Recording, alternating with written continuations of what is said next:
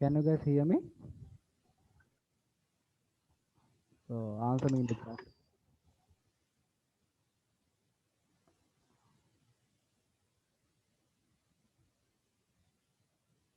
Okay. So I think today we will have less number of people, right? Because it's a holiday. Okay, that's fine. I will upload the recording. So no worries. Yeah, by my headset is having a small problem, but I am not. I do not have another headset. So I will try to improve it using the gain function. We'll see.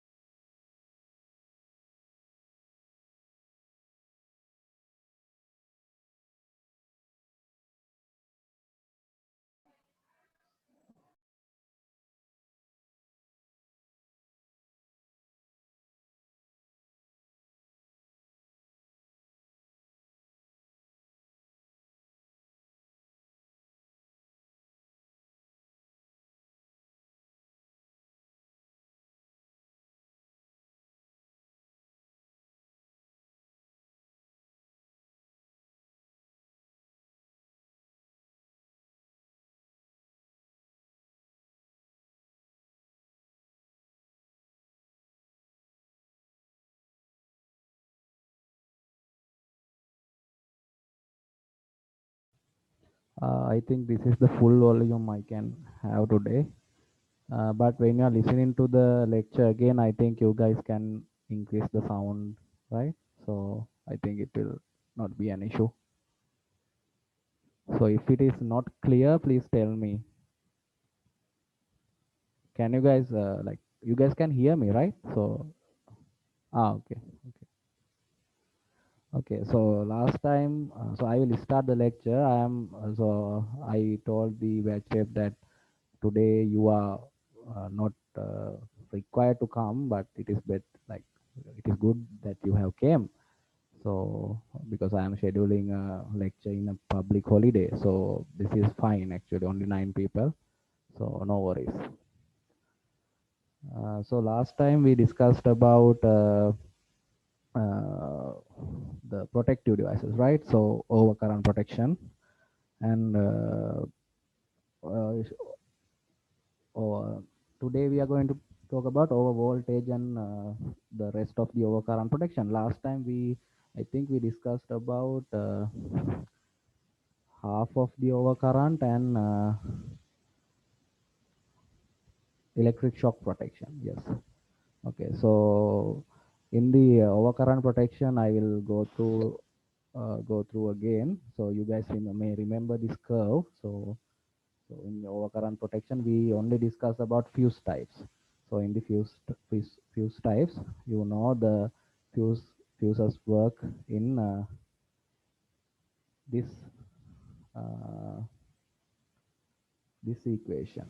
So what happens is when your current is high, so this is a constant. So K is a fixed constant for each fuse, and when you have a high current, when I is high, your T will be lower. That is what represented by this curve. So this is called inverse time current characteristics. So usually fuses based on thermal characteristics. That means if your fuse have a thermal element which may blow when there's a overcurrent or short circuit current, so this thermal element will heat up and it will blow. So those things work according to this equation. This is called adiabatic equation. So this is an energy based equation. So I squared T, we consider I squared T as energy. So we will see some examples from this equation. Not in this lecture, I will do a tutorial I think in next week. So we can discuss more about this equation. So I hope everybody understood how this curve comes. So the characteristic equation is I squared T is constant.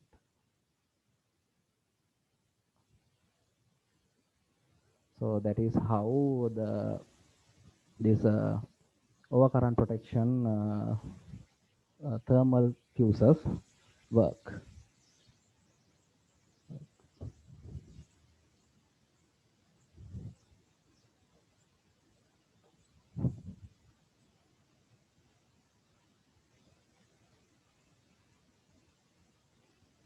Okay, I hope everybody understood that. Okay, so today I think we stopped at MCBs last time. So today we are going to see how MCBs are different from these thermal fuses. So all the fuses we talked about in last lecture are, they have a fusing element. So fusing element is something like this. So this will burn, and you will have to replace the fuse. And this other type we discussed is, I think, semi-enclosed. In semi-enclosed, we can replace the fusing element only. So this one is fixed to your home. So you can easily put a wire here, and you can reinstate the connection. So that is the advantage of semi-enclosed fuses, but this type we are not going to use anymore. So this is actually outdated. So we are still having the cartridge type fuses. So I think you have seen this type in plug points, all the plug points, and 13 ampere, I think, yeah, 13 ampere plug points. They should have a fuse like this. And so these are fuse characteristics. So these are also occurred into that equation, I squared T equals K. So I think, I hope everybody understood that. Okay, now we are coming to MCBs. So these are the protective device type we all have in our houses. So your house should have these MCBs for a proper over current or short circuit protection. To have proper protection, you should have MCBs. So if you don't have MCBs, your house is actually not protected against these overcurrent faults. So the main advantage of this or MCB is, these are resettable, so easily resettable. So when you have a fault, this will trip, and after you clear the fault, you can easily put that up, and you can reinstate the connection. So that is the main advantage.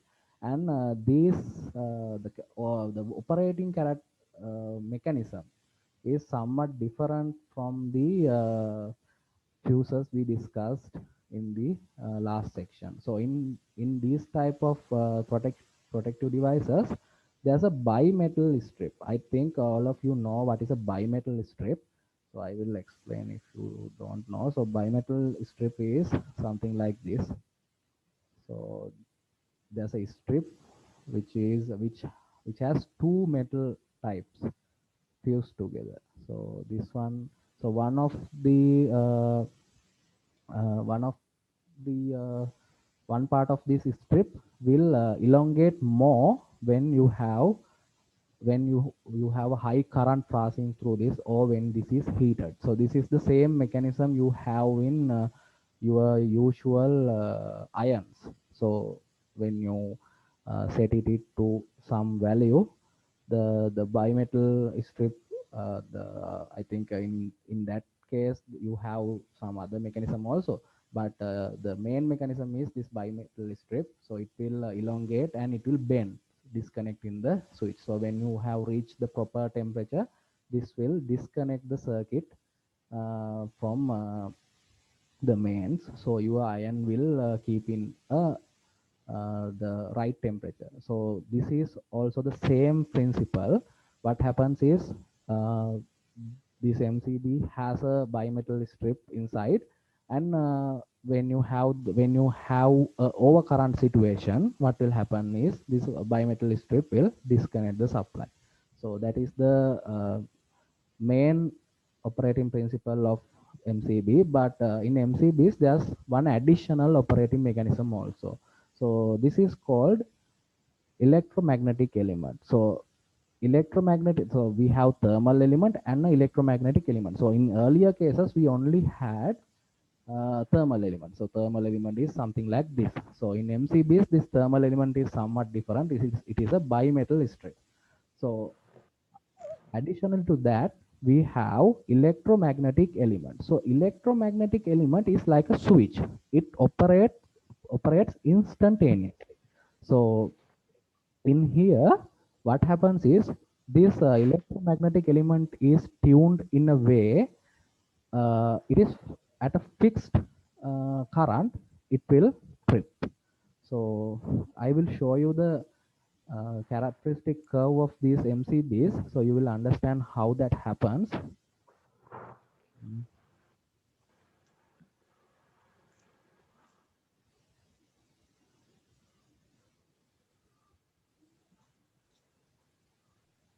Okay, give me a second.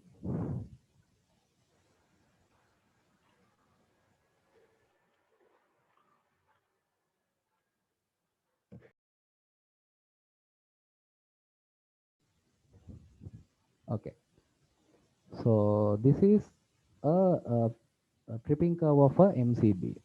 So you may remember from last section, this part is similar to the fuses, right? So in fuses, we had these I squared T characteristics. So I squared T characteristics, they offer our protection, something like in a curve, something like this. So this part.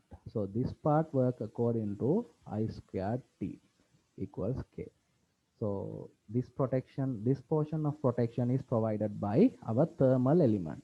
So I said it has an electromagnetic element also. So electromagnetic element is fixed. So as I explained before, so when you have a fixed electromagnetic element, what happens is, let's say your electromagnetic element is fixed at somewhere around 50 amps. So when that in here we can take this example. So this, I think this is around 20. So our electromagnetic element is fixed to 20 amps. So your your MCB will work according to thermal characteristics up to 20 amps. So when you have reached 20, your electromagnetic tripping element will trigger and it will disconnect the circuit. So that's how these MCBs work. That is the main difference of MCB. So in here you can see, uh,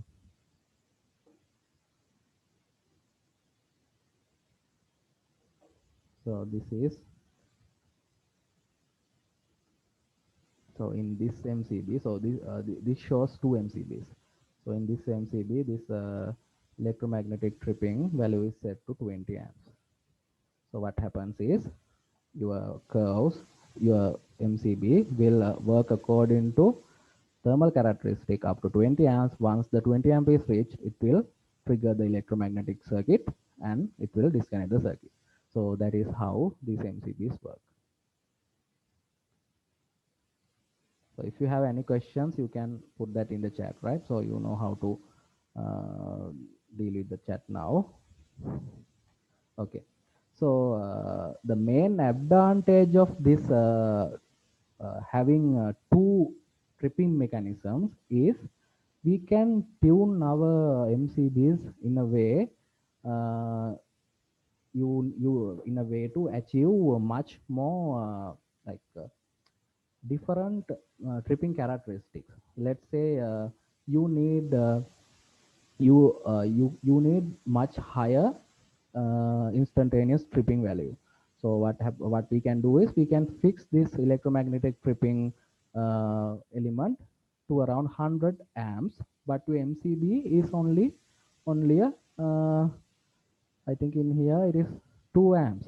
So your MCB is rated for 2 amps. Our instantaneous tripping value is rated for 100 amps. So it is not a very good example, but we can do that. So we have much more controllable tripping characteristics in the MCB. So that is the main advantage of having MCBs and in your houses. So we can actually we have some classes of MCBs. You will understand how these things are fixed in those classes. Okay, so I included this image to show you how to read I think time current curve. So this is the curve we discussed in earlier sections also. So I think you know how to read this one. So in here the curve is given in multiples of rated current. So usually we will have 1 amps, 10 amps, 100 amps, something like this. But in here the this curve is given. This is somewhat different curve. If your MCB is rated for 5 amps, this will show you 5 amps.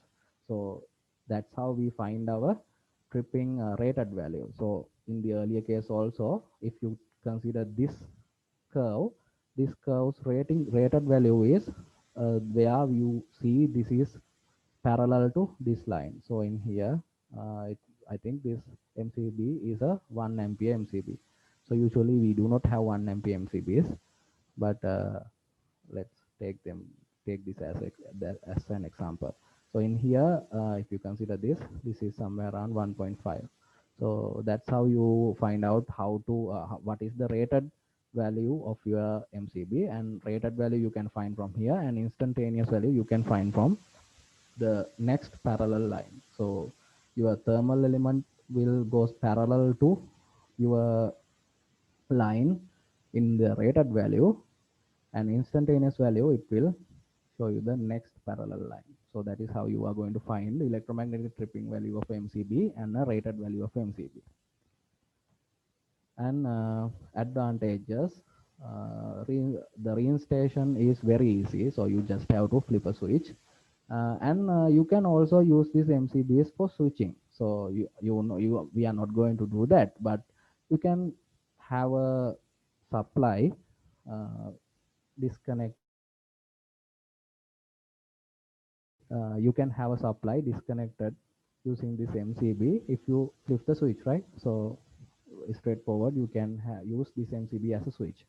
And disadvantages are like more expensive. Now this is actually not very expensive, but comparing to other fuses and all small fuses, this will be somewhat expensive.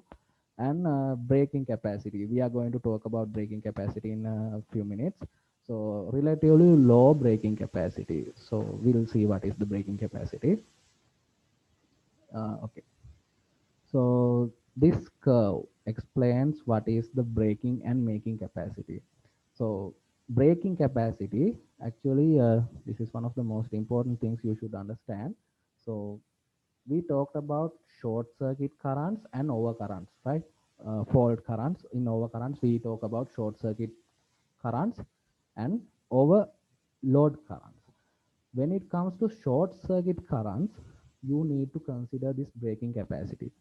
What is the braking capacity is, so you can read the description. I will explain it briefly. So let's say you have a circuit like this. So you have 400 volt supply here, and impedance is that, and your load is here. Okay, for your easiness, we take this as 230.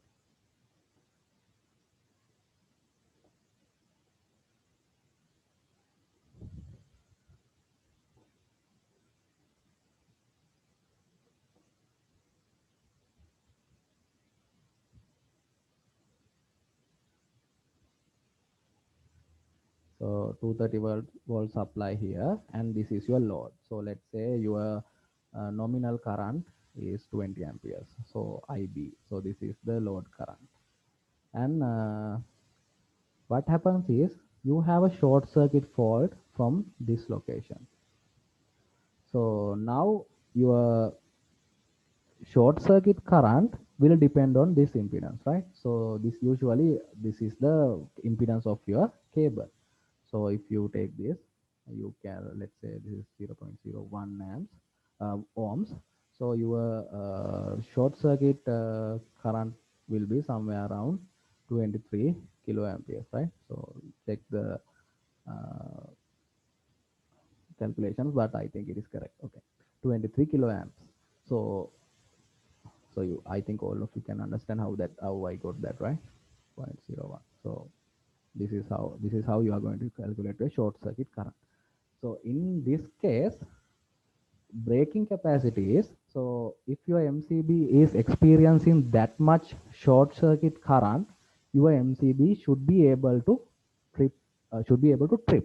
So if it is able to trip at this much high current, we say we can assume that MCB has a braking capacity more than 23 kiloamperes.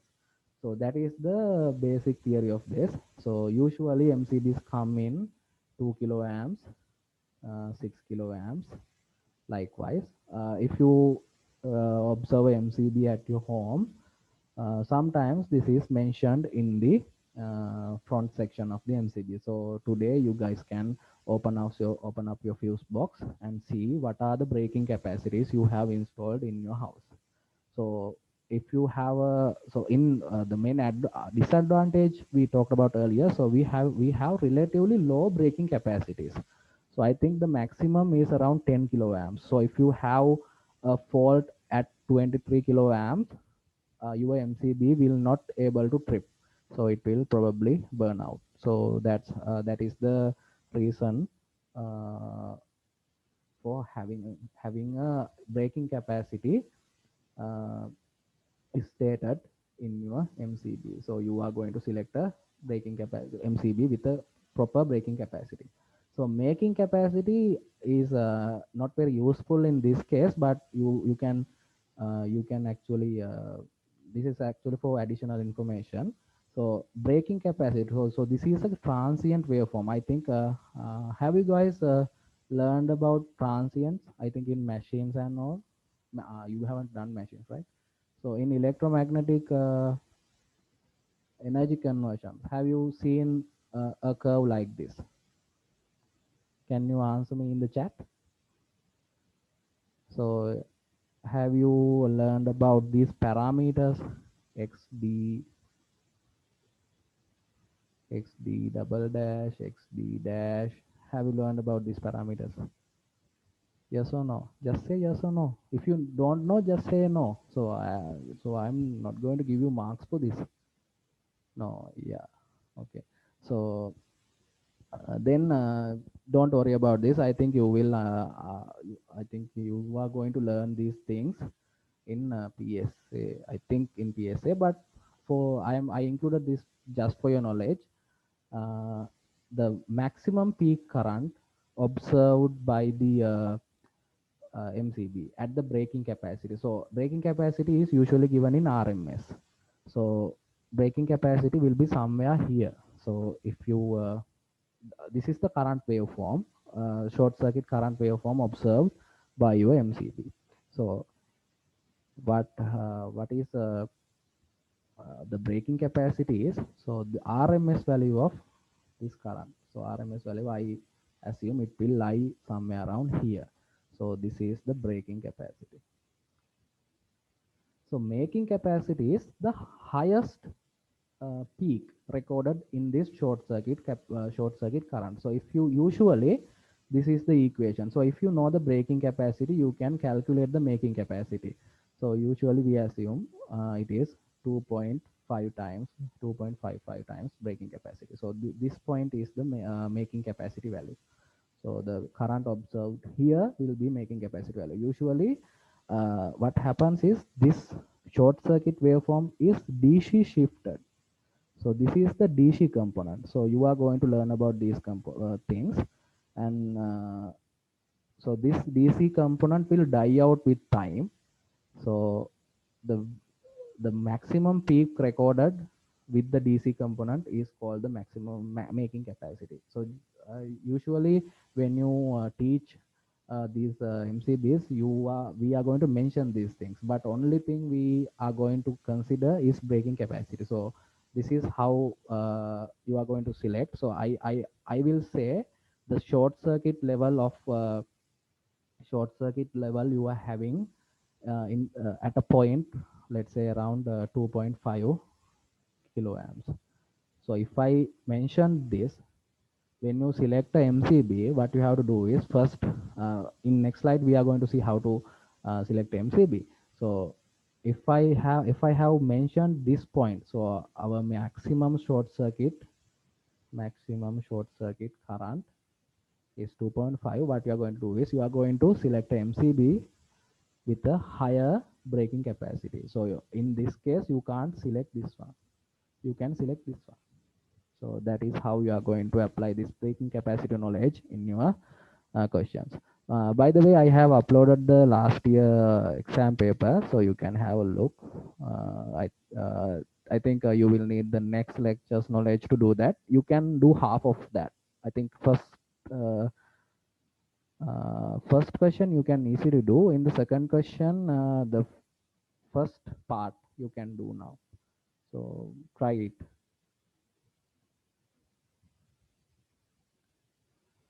Okay.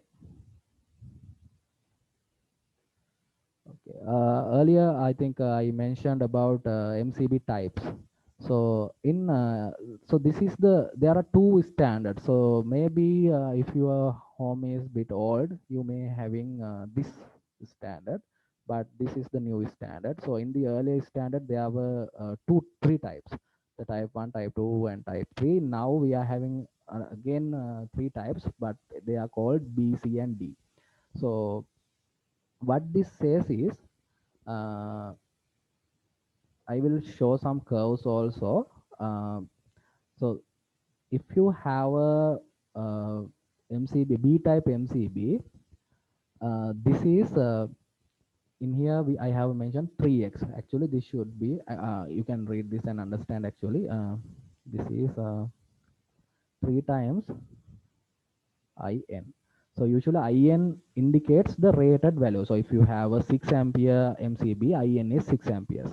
So from this number, so if when you are so I think today I'm going to give you a small assignment, not a graded one. So go to your fuse board and see what are the MCBs and identify their classes. So this is how you are going to identify. So if your MCB says B10, it is a class B and 10 ampere. If your MCB says C10, it is C6, it is class C, 6 ampere.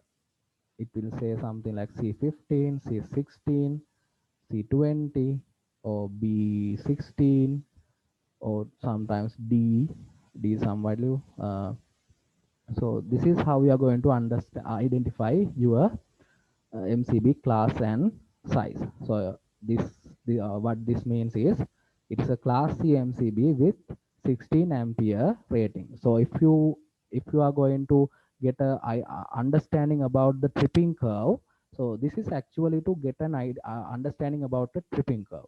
So actually in households we are not going to refer to these tripping curves and do your design in household designs. Actually in industrial designs we are going to refer to this.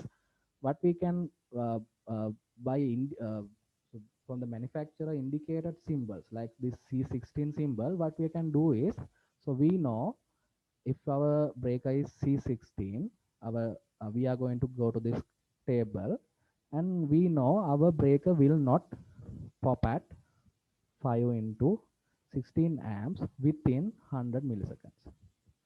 So this is actually the indication of uh, instantaneous tripping. So if it does not trip within 100 milliseconds, that means your term instantaneous tripping section of the curve is,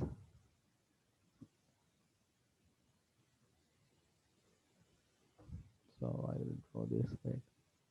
So it is higher than this. So in here this says 10 times rated. So it will, if your current is 10 times rated, it will trip within 100 milliseconds. So that means your current lies with this in this region of your curve, somewhere here. So you can take this region. If your current lies in this, so it will be some point, so it will trip within 100 milliseconds. So you can get an idea about idea about your MCB using this table. So if your current is 16 into 5, what is the value? 80, right? So that this say uh, if your current is 80 amps, it will trip according to this thermal characteristic. So 80 amps will be somewhere here. So in here it says so 160. So 160, we'll say 160 somewhere here. So it will trip according to this instantaneous tripping value. So instantaneous tripping value is fixed value. So usually we can get an understanding. Your instantaneous tripping value is located somewhere between 80 and 160. Usually I think around, let's say 100 amps. So if your MCB has a fixed instantaneous tripping value at 100 amps, if your current is more than 100 amps, it will trip instantaneously. So that is the reason of this. So usually B type. So we'll see in B type in B type our instantaneous tripping value is only 5x. So that means if you have a 10 amps breaker, this is at 50, somewhere around 50. And see, this is 6 ampere, 10, 20, 30, 6 into 5, 30. I think you can get the understanding, right? So we are referring to B type and this value 5x. So at 5x, it will trip instantaneously. And if you take a type C1, it will trip at 10 times. See? So in here we can clearly see, but let's say 6 ampere, 10 times is 60 ampere. I think 60, 70, 80, 90, 100. Yeah. So this line comes at 60 amperes. So you can get an idea about your tripping curve using this type.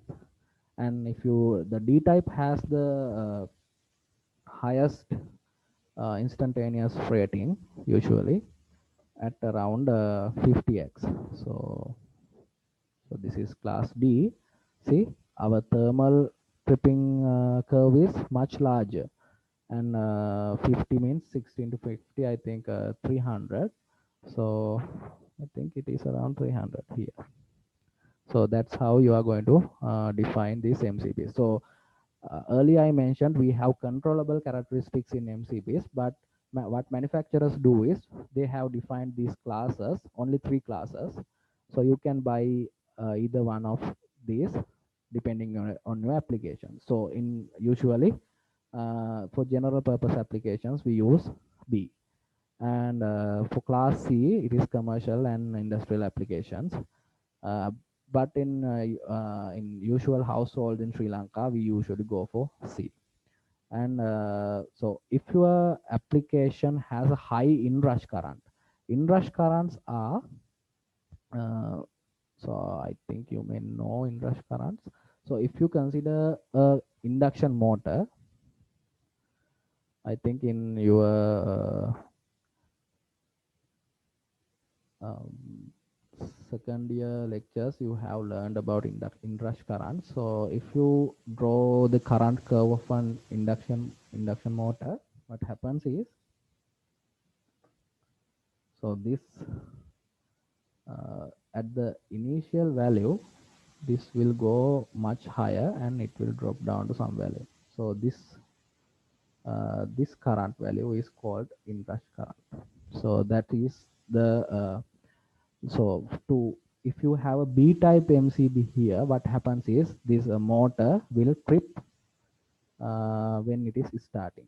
So to avoid that, usually we are going to go with D for uh, these motors or other appliances with high inrush current. So inrush currents are usually high starting currents. So the most mostly in motors. They have very high inrush currents, so you are going to use D-type MCBs. Okay. So now we come to MCCBs. So MCCBs are more like a upgraded version of MCB. So what happens is so in MCB the manufacturer has defined all the characteristics according to a standard, right? Class B, class D, class C. So they have fixed instantaneous characteristics. But when it comes to MCCB, they are adjustable. So they have adjustable characteristics.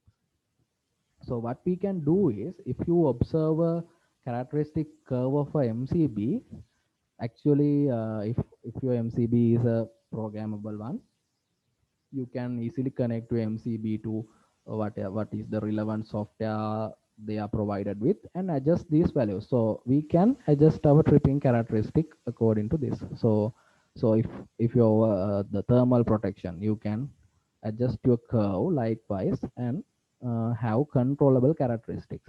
So in when it comes to MCCBs, they have lot of parameters. So we are going to see about those things in our first lab. We are going to configure a MCCB to avoid discrimination. We will see what is the discrimination in, I think, in upcoming slides. So I hope everybody understood this, right? So MCBs only have fixed characteristics, but they have classes we can choose from.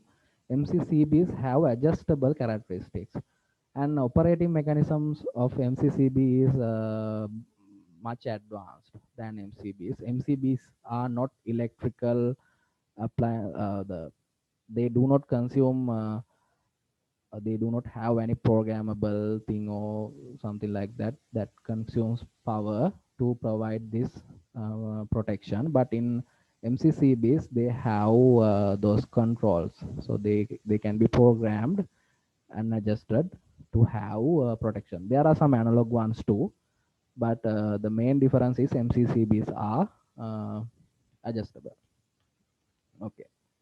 So now we have discussed about most of the the fuses and overcurrent protection devices, and I have included a table with ranges of where you can find those fuses or overcurrent devices. So the most common one is, so BCD circuit breakers or MCBs. Usually this says up to 63, but there can be 125 ampere MCBs available in the market. But in Sri Lanka, I think you cannot see those 125 MCBs. Usually on those cases, we go for MCCBs. MCCBs start from 100 amps. 125. Usually we can find those values in Sri Lanka as MCCBs. So MCBs we only go for up to 63.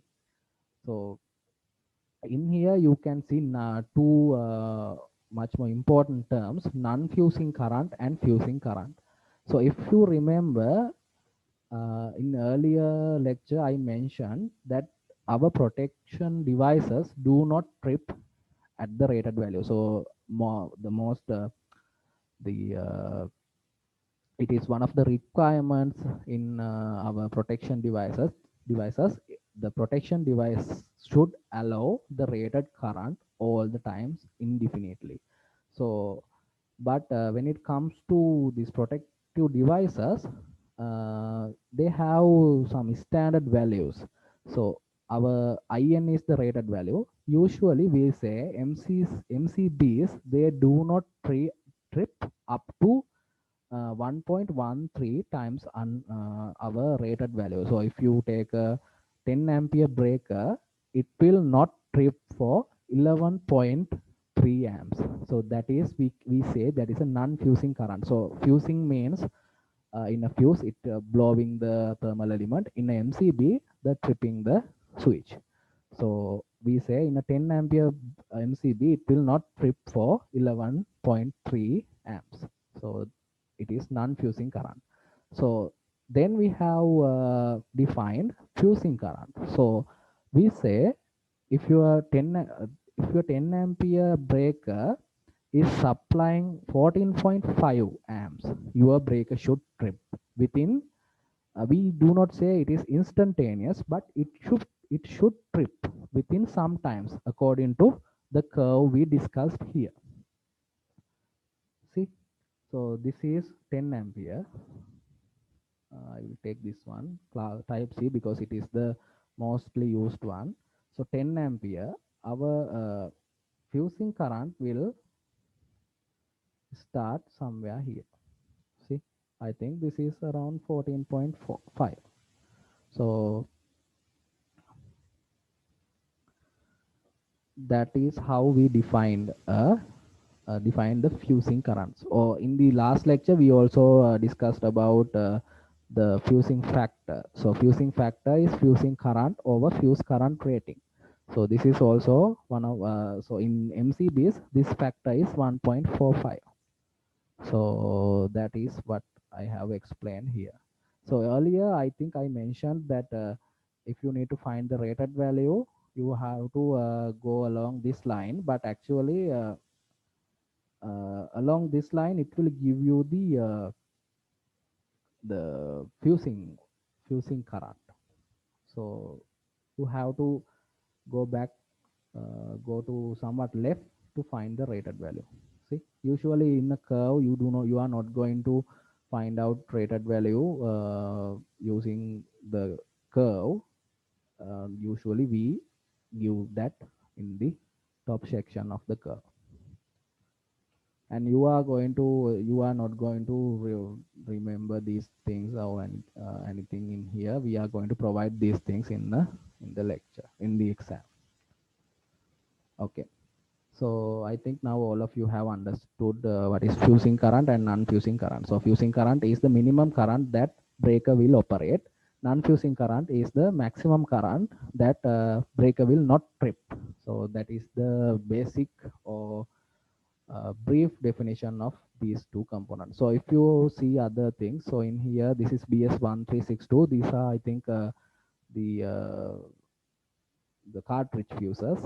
They will not trip for 1.6 times the rated. So if you have a 10 ampere cartridge fuse, it will only it will supply up to 16 amps, and it will start to melt at 19 amps.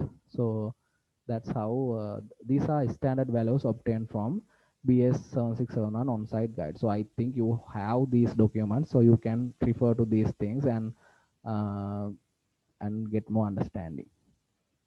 And now we are coming to some design component in overload protection. So in here actually we are going to provide protection for overcurrent. So in overcurrent we discussed overload and fault, right? Overload protection and fault protection.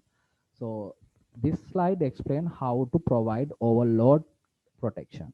So I think you may remember in the last lecture we discussed our overload overloads only happen in healthy circuits. So if your 10 ampere rated motor or load, any load, not a motor, is taking 12 amps, it is an overload condition. So it is not a fault condition. It is running at a higher rating than it is manufactured for. So that is called an overload. So to provide overload protection, what we have to do is first we need to identify the design current. So in here, so I think you might need a heads up from the last lecture, not the last lecture, third lecture. So in the third lecture, I think you may remember I discussed about diversity and demand. So design current is the demand current you found in that calculation. So I will explain that Okay. So in the last lecture, you found out you applied diversities and find out uh, the rated the demand current of a design, right? So in here, so this is the final current we identified. So we are taking this current as the design current for this overload protection. So design current is found from the theory we discussed in the third lecture. So we apply diversity if you want. In the lecture, I will ask you to apply diversity. Uh, I think you may remember diversity is not a requirement for a given in the BS 7671. It is a technique we use to reduce our cost. So if you apply diversity, you will have a economical design. So in the design you are going to do, you will apply diversity, but it is not required to do in all the designs. If you are not uh, comfortable with applying diversity, don't do that. When you are going to industry and get more experience, you will apply diversity, and you will be able to design uh, economical installation systems. And to provide overload protection, so these are the conditions. So in, as I mentioned, in is the breaker rated current, or MCB rating or fuse rating. So to continuous operation, we say our in should be greater or equal to IB. So let's say this is 10 amps. You can't have a 9 amp breaker here. So it will not trip instantaneously, but it is not recommended. So if your design current is 10 amps, your breaker should be 10 or larger than that. And the so this is to continuous operations. So for the first, this is the first requirement of a system. We need to have continuous operation in healthy. If your conditions are healthy, you should operate your system continuously. So we should uh, have this condition. So our breaker current has to be larger than or equal to the design current. And the next requirement is we need to protect our conductor. So what we can do is we are going to select this conductor according to this condition. So let's say you have a 10 ampere breaker here, so we are not going to put 5 ampere rated wire here. What we are going to do is our wire will be wire will have a larger rating than our breaker. So in a overload situation, let's say your overload current is 15 amps and your breaker is 10, and breaker will pop, and your cable, if your cable is rated for 10 amps, it will survive because this breaker has tripped. But let's say if your the current carrying cable is rated for somewhere around 5 amps, it will burn, right? So to protect the conductor, we always select our conductor uh, with a higher rating than our current. So if your current rating is 10 ampere, you should select a cable with a rating higher than 10 amperes. So we can combine these two conditions and have one equation. So our protection device rating should be larger than or equal to design current, and our cable rating has to be larger than IN. So in this case, your cable will be protected and also your device will be protected. Okay. Mm.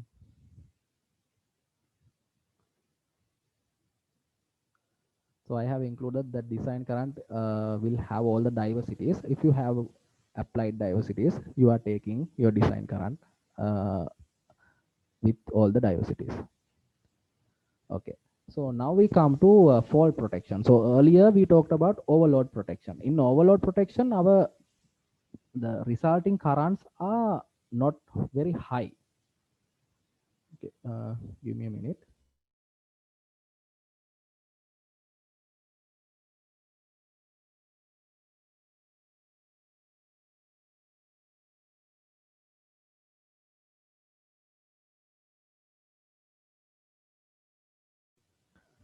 Okay.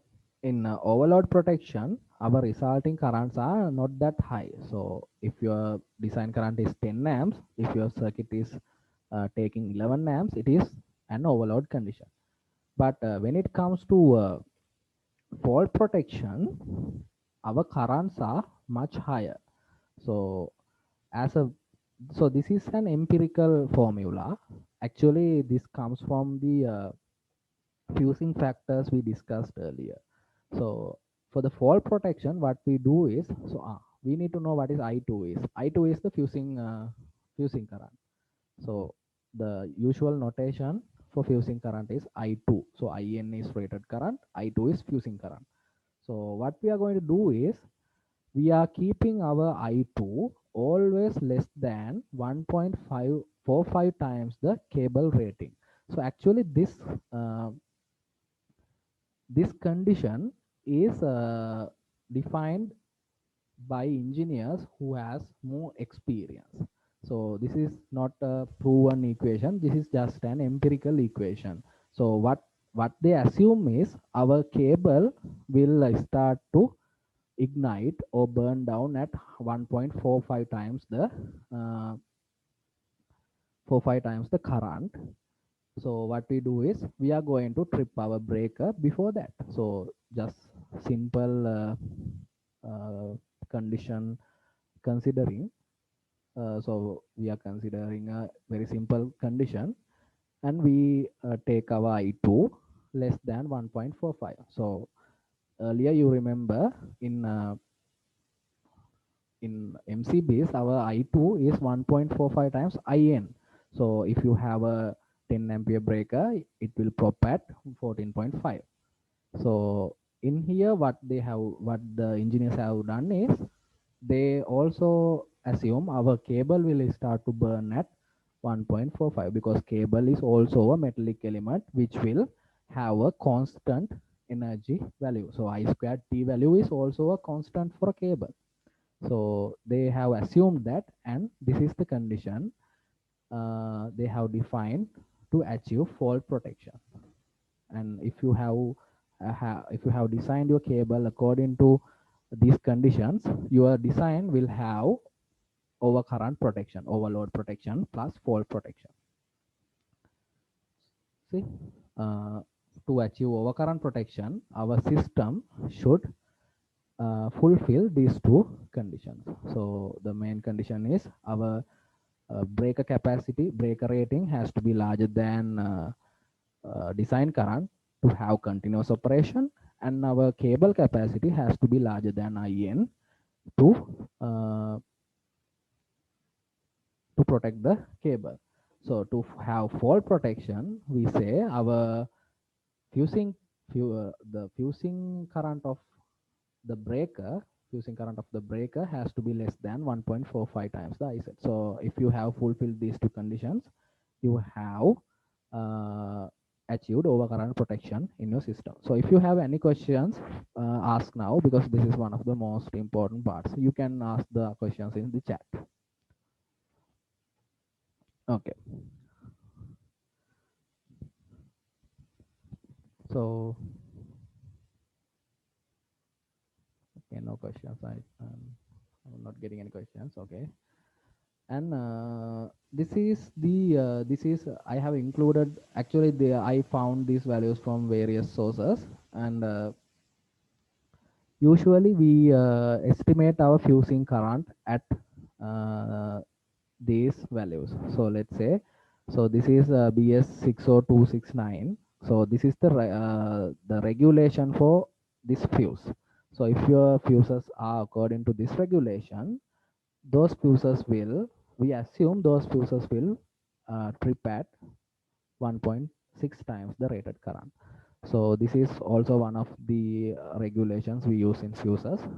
Those regulation fuses will trip or melt at 1.5 times the rated current. So I'm not saying it will trip instantaneously at this value. It will trip.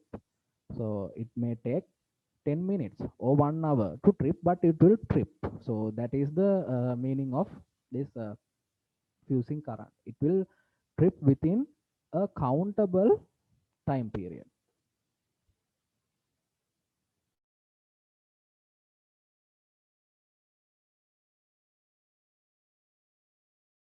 Okay, so I'm getting a question. So one person is asking what is the difference between fault current and overcurrent.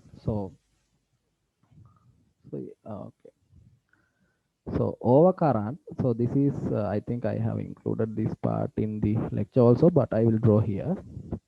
So overcurrent has two parts.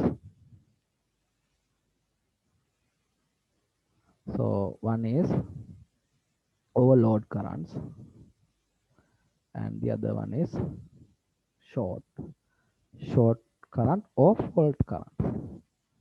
So overload currents occur in healthy circuits, okay, and fault currents occur in unhealthy circuits. So if you're so to occur overload currents, your system is not required to have a fault. So if your 10 ampere motor is taking I think let's say 15 amps, so this is overload condition. So that means uh, let's say this motor is used in a crane.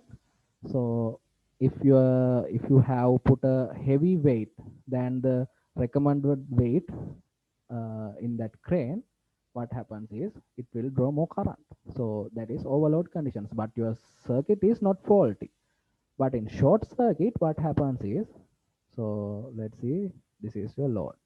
So this is your RL. So in short circuit, your live is touching, you cannot say exactly neutral, it may touch somewhere. So RL is very complex here because RL will have lot of resistors and all. So let's say your live is touched in somewhere in middle, so it will that fault path will have a less resistance. So your fault resistance RF is less than RL. So this can be taken as fault condition. Or the most straightforward one is directly touching this live wire with neutral. So we can assume our so if this resistance is too low, we are neglecting this RL. So let's say this is R naught. R naught is only zero point 0.1 ohms and RL is 5 ohms. So our current will flow through this node, right? This node or loop. So that is what a fault situation is. Okay, I hope you understood that. Did you understand that?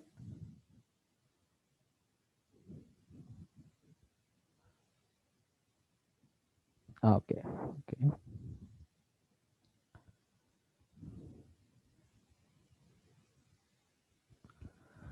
So these are the fusing currents. So I think you all have understood what is going on here. Okay. Okay. So I have included the steps for selection of a protection device.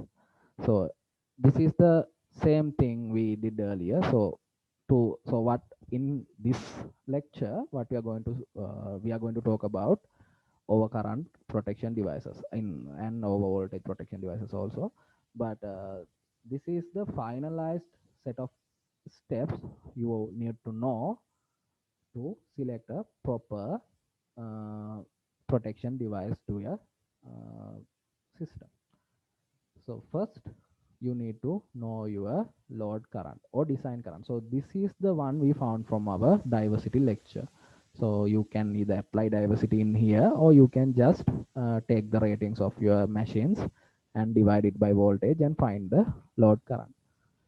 And so we know IB. So the next step is we are going to select a protection device um, by like looking at the IN. So if it is let's say 12 amps, we are going to select 15 amps. So we are going to select 15 amp breaker here as a test condition. So we are going to test with the 15 amp breaker. So then we are going to see the cable rating. So we are assuming our whole system is now manufactured. Only the protection device has to be selected. So we see our cable rating. Then we find out our I2. So then we check our the next condition 1.45 times IC, is it less than I2? So our is it higher than I2? So this is these two are the conditions, and you are going to check this condition next. So if everything is fine, you are going to select a cable. Please do not worry about this part yet. We are going to see this part, but you might require much more knowledge to understand this. But for basic understanding, if you follow these steps, you'll be able to select a proper protection device. Okay, so we are going to do a small example to uh, get get an understanding about how to do calculations on these kind of questions.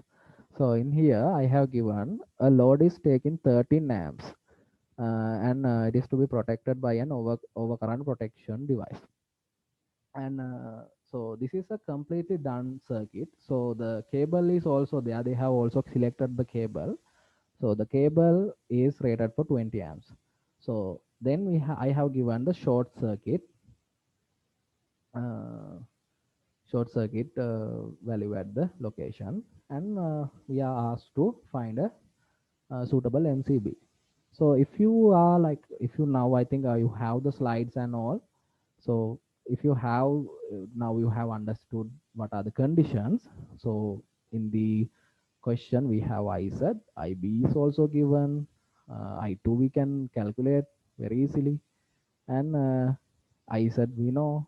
Can you select IN quickly? It is 2 minutes, or not 2 minutes, only 1 minute calculation. Can you do that? So okay, I'm going to give you 1 minute, and I will put this slide, and I'm going to give you 1 minute. So can all of you try? You can try and just use your calculator and select a uh, suitable MCB. So I will say, so we have our MCB rate. You guys require MCB rating. So I think you know what are the MCB ratings available between these two values, right? So can you guys do the calculation and put it in the chat? What is the best MCB for this design? If you have understood this. So I'm going to keep this slide. I will wait. I will write the equations here.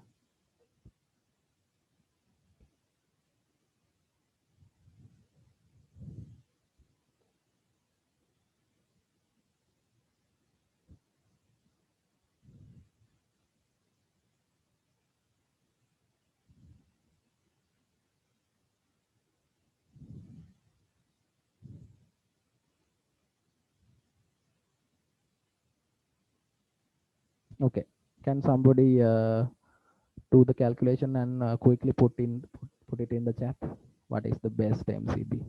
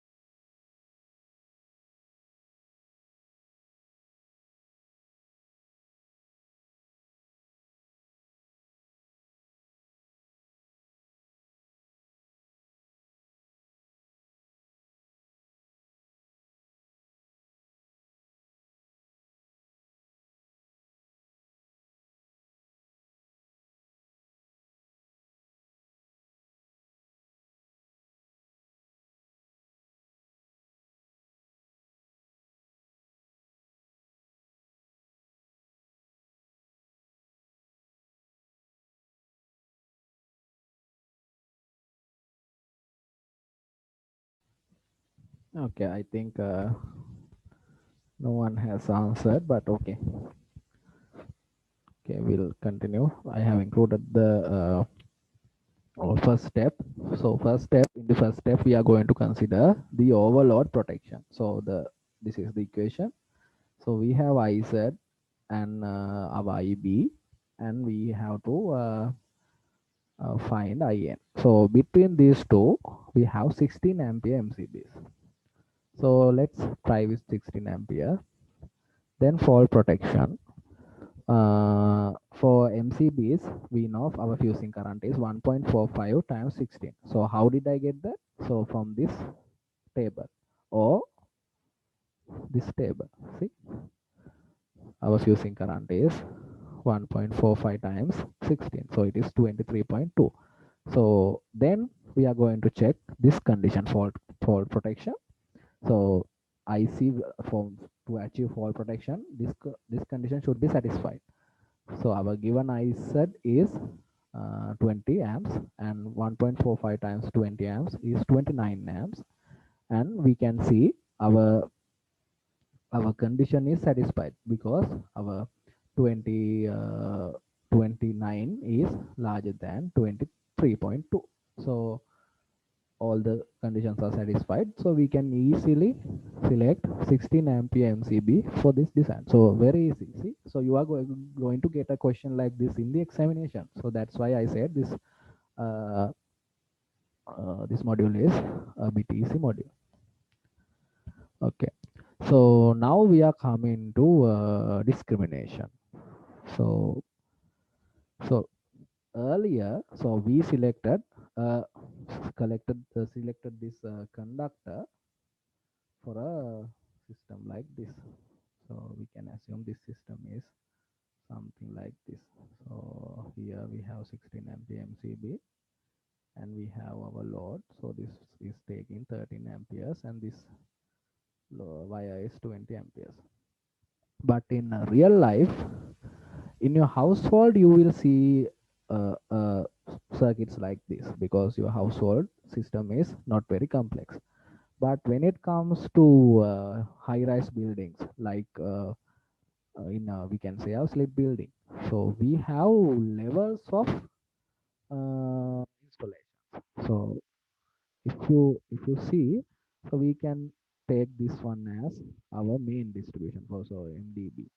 So we can take this is the distribution board directly connected to our transformer. So transformer is supplying power to this distribution board. So from this distribution board, uh, so we'll say this distribution board supplies power to whole slip buildings, all the slip buildings. So in slip, let's assume we take only IT faculty and the FOE. So then from the main distribution board, you have two circuits coming from, and those two are connected to IT building and the uh,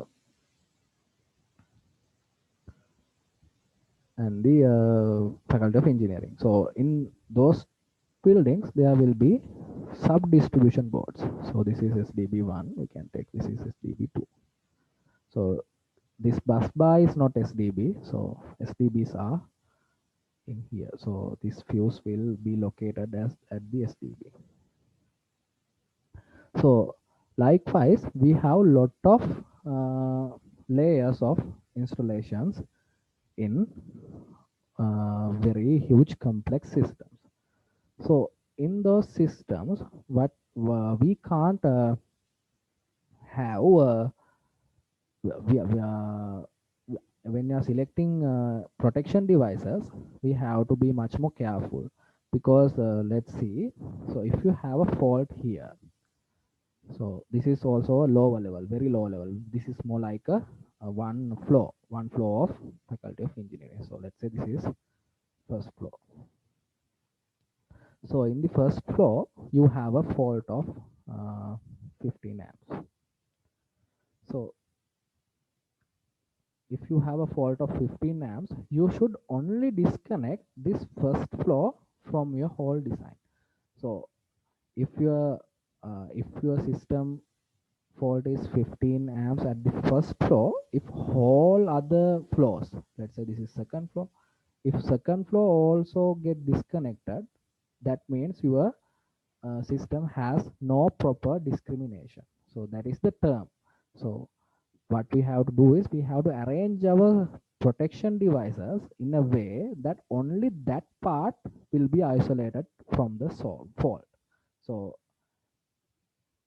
let's say you have a 35 ampere fault here. So in that case, also this MCB should trip first, then this one.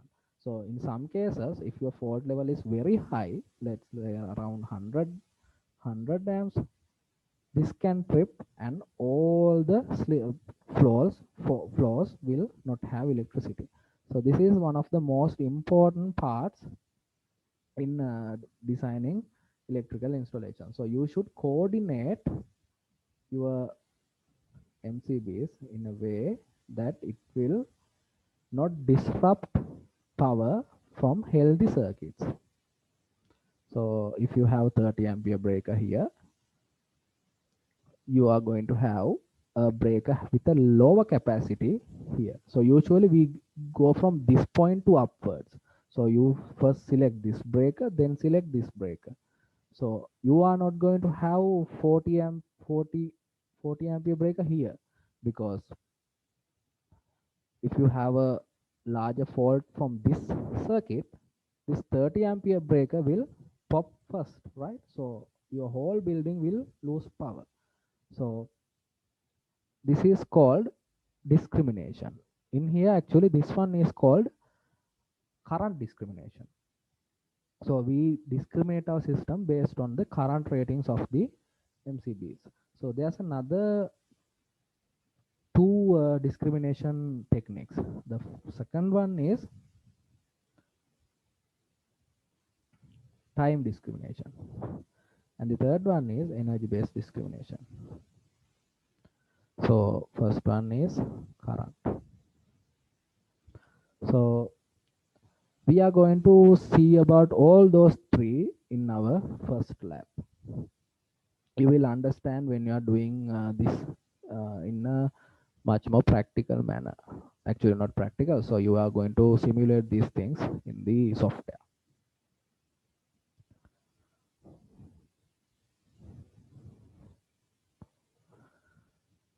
Okay, so now we have finished the over current protection. So now we are coming to over voltage protection. So I think you may have now have an idea about what we have discussed. First, in this lecture, we firstly discussed shock protection. Second, thermal. So we did not discuss that very much, but I will upload few notes so you can find read that and get an understanding. Then we discussed about overcurrent. Then now we are going to talk about over voltage. So these are the fundamental requirements of safety sorry, discussed in BS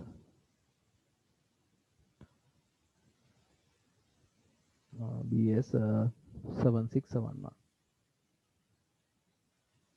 So this is so we are referring to 2018. So now we are going to start over voltage protection. So if you have any questions from previous sections, please ask now.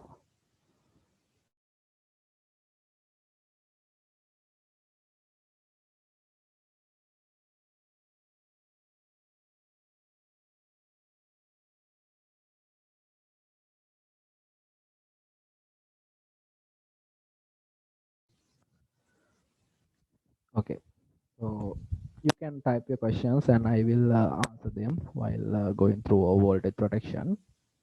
And so tell me everyone, what do you understand when I say over voltage? So overcurrent is what?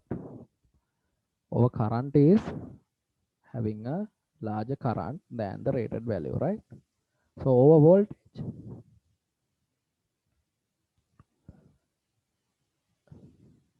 it is similar. So having larger voltage than the rated voltage. So what is the rated voltage in Sri Lanka? So everybody should answer this. Are you guys with me? So what is the rated voltage in Sri Lanka? Yeah, 230. Yes. So we are having 230 supply connected to our homes. And anything larger than this is considered over voltage. Actually, we have some ranges defined in CB grid code. In CB, our voltage can be plus or minus 6%. So this is the range we are going to operate in CB. But in CB, in emergency conditions, they say they will go up to plus or minus 10%. So this is CB. So you know, in CB they have actually uh,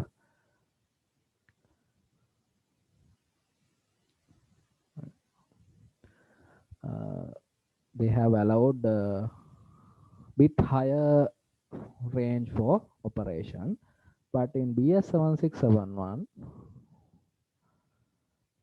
their maximum deviation should be 5%. For lighting it is only 3%. So this is the maximum allowable voltage variations in a system. So in CB this is normal, this is emergency.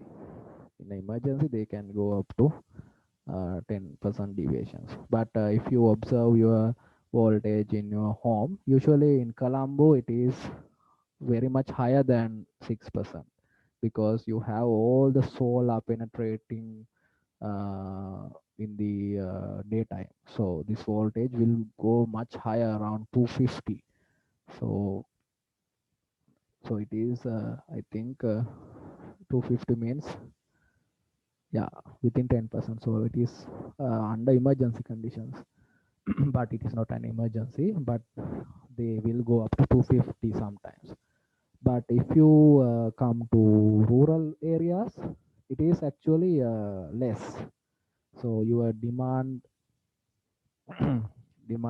is higher in sometimes, and generation or transformer is not much powerful to provide that. So in Gampaha district also, they sometimes our voltage is around 200 volts. So this is very bad. 200 volts, very low voltage. So in all voltages we say so in Sri Lanka our minimum we say 255. This is the SPD values we are going to use in most of the installations. But the SPD values we have, SPD means surge protective devices. We are going to talk about that. 255, 260, 265. There are large range, 275 likewise. So these things will change according to the manufacturer. So these are the standard voltages in Sri Lanka, and this is the allowable voltages in BS7671. But in Sri Lanka we are going to go to do designs according to 6%. So this is actually for CEB. So in installations we are going to refer this BS code. Okay, so in here I have given the definition. So voltage is a voltage impulse of wave which is superimposed, added on top. So see, so in here waveform is added on top. I think you may remember Fourier series now, right?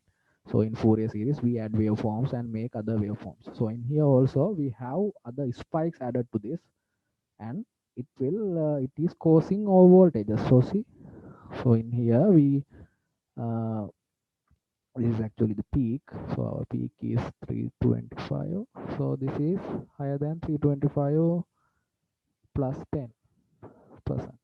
So I think you understood what is 3.5, 325, right? So 230 into root 2. 230 is RMS. Okay, 230 into 1.415. I think it is 325. Yes. So this is much higher than our maximum recommended voltage. So this is called over voltage. So we are going to protect our system from these over voltages. So let's see how we are going to do that. And okay, so before that you need to learn types of over voltages, how they occur. So sometimes switching. So high frequency over voltages. That means something like this. The over voltages occur and then they die out, then again occur. So likewise, those things can be taken as high frequency over voltages occur, happen due to switching surges. Then power frequency over voltages. Power frequency. So what is the power frequency in Sri Lanka? I think all of you know, right? Power frequency. It is 50 hertz. So you know. So this cycle repeats 50 times a second. So it is 50 hertz. So power frequency over voltage means this voltage will go up in this shape. I will draw that. So in a power frequency over voltage, what happens is, so your frequency is not changed. This will go up like this. So sorry, this should come here. Okay. So this is called power frequency or voltage. So your if your transformer tap position is higher, it can also cause over voltages, but those things are usually not discussed. Uh, that can happen. So power frequency over voltages is in the same phase as our power supply. Then over voltages caused by electrostatic discharge. So these are very short voltages. So I think electrostatic discharges are not very common in Sri Lanka. So in because Sri Lanka is a very humid country. So if you have been to like Dubai or like less humid countries, you might have experienced this electrostatic discharge. So you can't even shake hand with some other person, you will get a shock likewise. So those things are there. So due to those things also there can be over voltages. And the fourth one is the most common, the commonly known over voltages of atmospheric origin, the lightning. So lightning, if lightning strike on a distribution line, it will cause a over voltage. And all voltages are categorized considering their rise time and gradient. So you are going to learn these things in the power system protection, not in this lecture. Power system protection, you are going to see how this gradient and the you are also going to consider the traveling speed of this surge. So you know, in a lightning strike, like when a lightning strike to your distribution line, it will travel very quickly. So you are going to consider that speed also, and rise time gradient. So gradient, so in calculations you are going to use these things and do the design, but in here we are not going to discuss that because there's a other like complete subject to develop these protection schemes. So you are going to learn those things in PSP or power system protection. And these things are also things you should know from installation syllabus. You should know these things. So the for lightning surges, we we define two types of current waves. So direct lightning strike will induce a current in our distribution system somewhat like this. So our rising time will be around 10 microseconds and it will die out. So it will die out to 50%. So in here it will cause some high current. It will die out to 50% at around 350. So this is the standard. I am not saying this is the always common and unique waveforms for lightning currents, but this is the standard waveform defined for a lightning direct strike. And then we have another current waveform. These are just for your knowledge, but maybe I might ask some questions, but I have given you the documents, all the documents, so you guys can read those things and understand. And this is called 2820 microsecond wave. So in here, so this one has much more energy. See, the area under the curve is very high. So this is actually indirect strike. So if your house is located somewhat far, uh, you will experience something like this. So what happens is your rising time is bit low and it will die out quickly. See, in here it takes 350 microseconds to reduce the magnitude to 50%. So in here it will reduce to 50% at 20 milliseconds from the starting point. So this will contain less amount of energy, but it can cause some damages. So due to these current waveforms, there will be voltages occurred in your system which are over voltages. And so we also have some voltage waveforms. Actually, these are not defined for defined for lightning directly.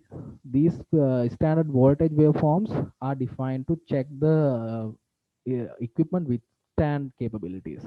So if you are testing equipment for lightning strikes or voltages, what they do is they uh, they provide a waveform in these characteristics. So in here earlier it is current, now it is voltage. See, our peak voltage will occur in 1.2 seconds. So rise time is 1.2 and it will die out 50% within 50 microseconds. So that is the standard uh, voltage waveform. So you guys should know these things, but there will be no direct questions, but I might ask you some theory, or I might ask you to draw standard current waveforms in the exam. Okay, so now we know how these all voltages occur. Now we are going to see how we are going to protect our devices from all voltages. So these protection devices are called surge protection devices or surge protective devices or SPDs. And these are connected in parallel to the loads. So if you have a load like this,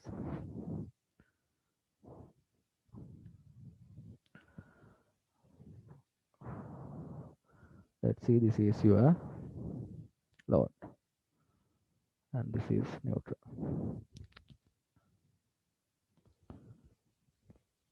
And your surge protection device is connected in here. So this is our surge protection device SPD, and it is usually grounded or PE, protective earth or somewhere. So in surge protective devices there are two terminals. The first one is line and PE, protective earth. So that's how you wire the surge protection device. What happens is, let's say your high voltage waveform comes here, and surge protective device will activate, and it will not let this voltage to pass beyond this point. What happens is this will divert this voltage or current, the energy out of this voltage to earth. So that's how you are going to provide protection for your load, RL load. So let's say this is 500 volts and this should be at 230 volts. So when this is diverting, what happens is whole system voltage will collapse to around, let's say, 150 volts, because when surge protective device start to conduct, it will provide very low path to earth, so this will also drop. So but under voltages will not cause much damages to these devices. So I think you all understood how these surge protective devices work, right? And see, here you have a diagram. So lightning strikes, it will go not go through these paths. It will directly go through SPD to earth. So have this. I am recommending to have these SPDs at your home also, because you can protect all the devices. Cost about 2,000 rupees one. Usually we install two. I will also explain that. So what is the reason is, we assume this is much more likely a rule of thumb or rule of thumb. So if let's say these are surge protective devices and this is your load, and we assume that 90% of the surge goes to earth from the first device, and so 100% comes and 90% goes from first device, and there will be 10% here, right? So 10% here, and from this 10%, 90% goes from this device, that will be 9%. Only 1% of the surge comes here. So that's why we usually have two or more surge protective devices. It is better to have more. So two of these will cost about 4,000. If you have money, you can even put three.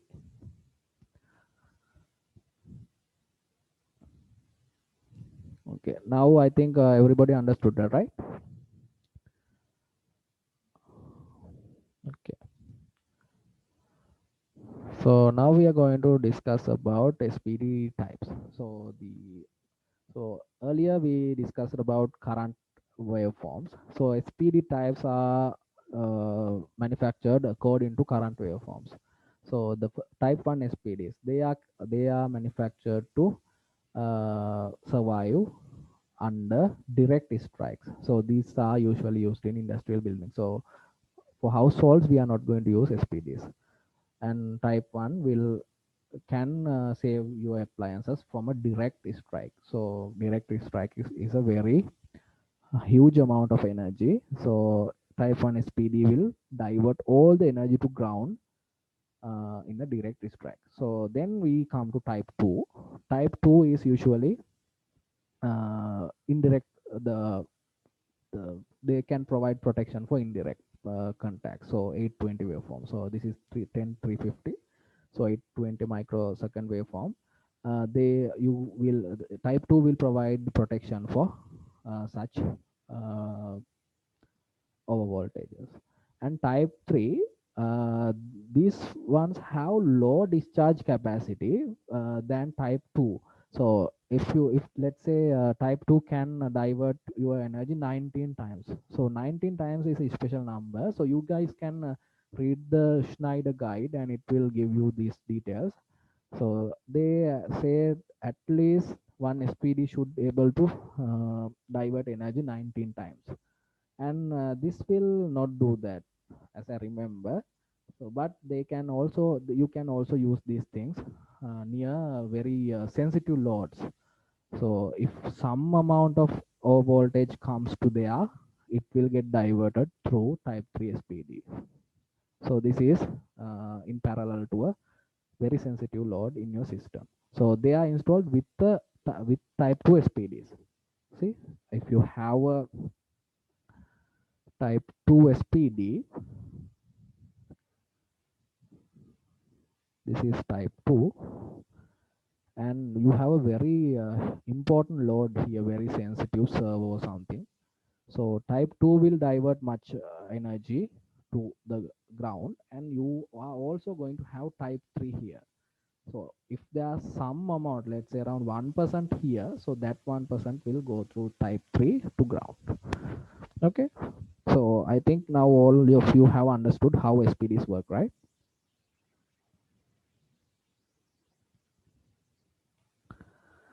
Okay, so SPD technologies. So SPDs, so the most commonly used ones in households are zinc oxide varistors, or MOV, we say metal oxide varistors. So what they do is they limit the voltage. So metal oxide varistors, they are made out of special material. So this thing is filled with zinc oxide. Is a zinc oxide. What happens is at a high voltage, the resistance of zinc oxide will get hugely reduced. So it will see a short circuit through this path. So what happens is if you have a load, if you have a very high amount of energy voltage coming from this path, this will see this as a short circuit, so all the energy will go to ground to this, and your load connected here will survive. So that is how zinc oxide varistors work. So these ones are the ones you see in household installations. So if you have solar and all installed in your house, go and see their switch gear. You will see these zinc oxide varistors in both AC and DC sides. And we have gas discharge tubes, so they are filled with these special gases. So these two, this position is actually open, so this is more like an open circuit, but at huge voltages this will arc and divert power. This is also a similar scenario, and here you have this one and this one in series. In here you have this one and this one in parallel. So that's how these SPDs are made. Okay, so I think that's it for today. Let's see. Yes. So that's all for today. So if you have any questions, you can put it in the chat. Okay, so if you can ask questions now, I will answer while going through. You can ask questions related to this lecture or last lecture, or you can ask any questions.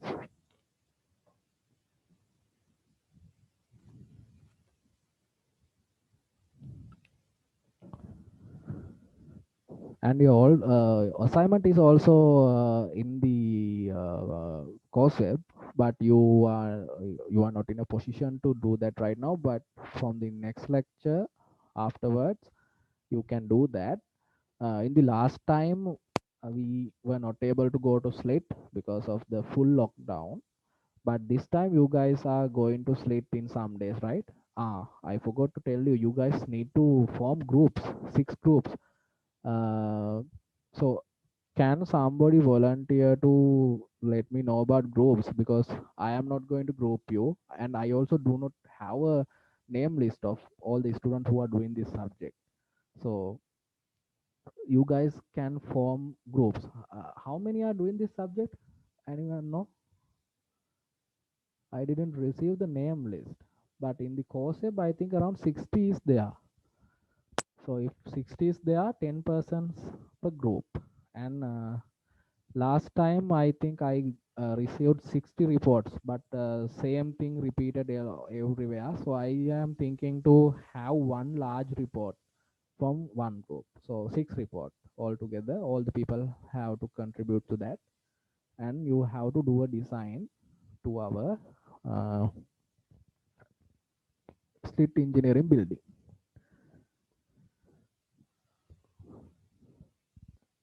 Anyone? So can you guys form a group? Is subject leader here? I don't know his name actually. His surname.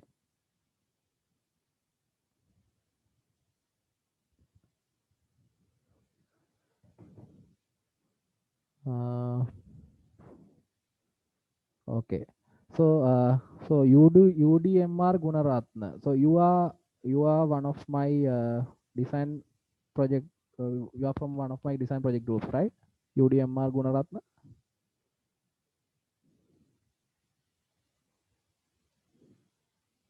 Are you hearing me? So can you let me know about groups? I don't know how many students are there.